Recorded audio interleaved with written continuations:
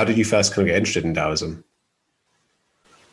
A lot of it was, it's actually kind of funny because I think the first time that I read the Tao Te Ching, I read an Italian translation and I was like, what is this crap? That doesn't make any sense to me. Because, the Tao Te Ching, the reality is that there are so many different translations out there, and it's not ancient Chinese is not exactly the easiest language to translate. So the variety of translation is all over the place. You can read the two different ones, and they have almost nothing to do with one another. So I ended up, I was interested in Zen Buddhism since I was a teenager, and I was reading a little bit about it. And then I started getting into more through a filter, because reading the Tao Te Ching just straight up was a little harsh. But reading things like a lot of Alan Watts' writings, that he tend to popularize a lot of Taoist and Zen Buddhist thinking, started helping me connect the dots and understand some of it a lot better.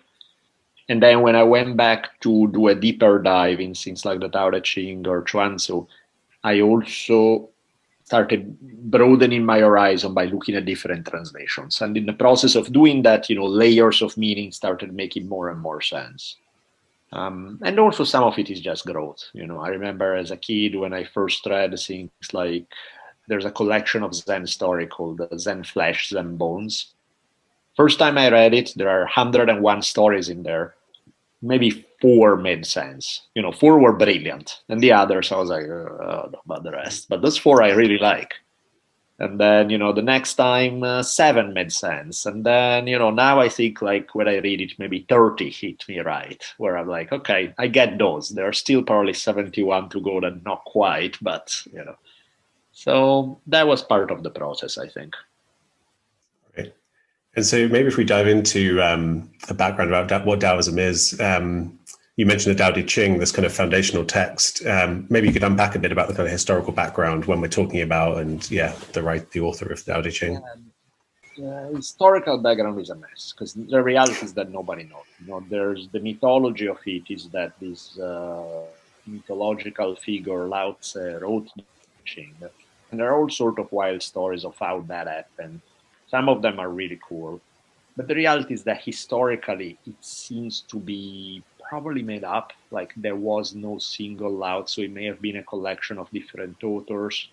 Or if there was a Lao Tzu, it definitely wasn't a guy where, by the time he was born, he was, one of the stories of Lao Tzu is like he was born as an old man. He popped out of his mom as an 8-year-old man who was laughing rather than crying as babies do. So, you kind of get the vibe. Okay, we may be just a tad not in the exact historical year and we were in the stuff of legends. And so it's even debated when it happened. Some people say it was 2,600 years ago. Some people argue that it was closer to 2,400 years ago. Somewhere in there, give or take a century or two. It's in the Warring State period in China, very chaotic time that gave birth to both Taoism and Confucianism. And so there's a bit of an argument about which one came up first, whether Taoism was a reaction to Confucianism or they were contemporaries or what the deal is. But give or take, that's when it came into being. And then other people added. So, the second main Taoist text is probably a little bit later, and it's the Chuan Tzu. And that's also, whereas the Tao Te Ching is more about principles to be applied to everything, Chuan Tzu has a bit more of a personal vibe. Tao Te Ching is more about trying to reform society and try to help kind of the world at large. Chuan Tzu is more like, the world at large is lost. There's nothing you can do about it, but this is more for your own personal practice.